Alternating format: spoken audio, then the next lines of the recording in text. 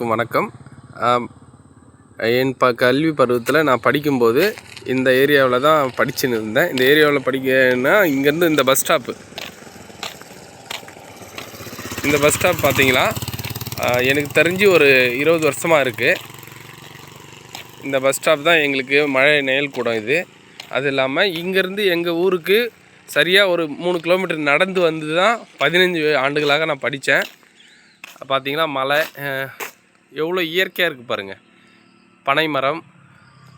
அது இல்லாமல் இந்த ஏரியாவில் நடந்து வரும்போதே ஒரு நல்ல ஃபீல் கிடைக்கும்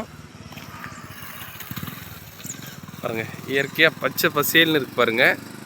இயற்கை அன்னையின் படைத்த அற்புதத்து ஊரில் தான் நான் பிறந்து வளர்ந்து இன்றைக்கி வந்து நான் சென்னைக்கு பஸ்ஸுக்கு ஏறுறதுக்காக வந்தேன். அப்போ தான் இந்த ஷூட் பண்ணின்னு இருக்கேன். எனக்கு ரொம்ப பிடிச்ச பஸ் ஸ்டாப்புன்னு சொல்லலாம். இது வந்து திண்டிவனத்தில் ஒரு கிராமத்தில் உள்ள கருப்பூர் பஸ் ஸ்டாப்பு. எங்கள் ஊர் வந்து கீழ்புதேரி. பார்த்திங்கன்னா தெரியும் விவசாயம் எந்த அளவுக்கு பண்ணின்னு இருக்காங்க பாருங்கள். இங்கே எல்லாம் விவசாயம்தான். தமிழ்நாட்டின் முதுகெலும்பு விவசாயன்ற மாதிரி நம்ம ஊர்லேயும் விவசாயம் சிறப்பாக பண்ணுவாங்க.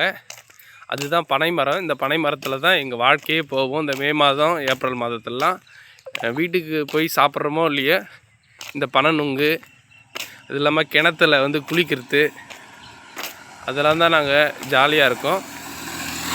நாவக்காடு, நுங்கு சாப்பிட்றது எல்லாமே எங்கள் காலத்தை கடந்தோம். அருமையான வாழ்க்கை. ஆனால் சென்னைக்கு போகும்போது என்ன காசு பணம் இருந்தாலும் இந்த நிம்மதி எங்களுக்கு கிடைக்காது.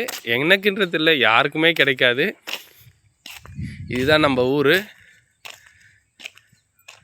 நம்ம ஊரினுடைய போர்டு காட்டுறேன் பாருங்கள். நான் படித்தது ஆச்சிப்பாக்கன்ற ஊரில் ஹாஸ்டலில் தங்கி தான் படித்தேன்.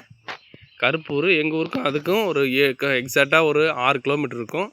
கருப்பூரில் நடந்து போயிட்டு கருப்பூரில் வந்துட்டு ஏறினாக்கா பஸ்ஸு ஒரு 3 கிலோமீட்டர் ரீச் ஆகும். அப்படி இல்லைனா பஸ்ஸு வரலாம், இந்த ஊர்லேருந்து நடந்தே போயிடுவோம். நாங்கள் நடந்து போயிட்டு ஃப்ரெண்டுங்களாம் அப்படியே ஒரே ஜாலியாக நடந்து போய்ட்டு நடந்தே வந்துட வேண்டியது தான்.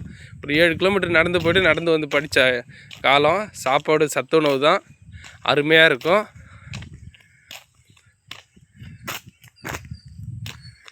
வாழ்க வளமுடன், சிறப்பு, மகிழ்ச்சி, நன்றி. மீண்டும் உங்களை சந்திக்கும் வரை உங்களுடன் விடைபெறுவது சீதாராமன்.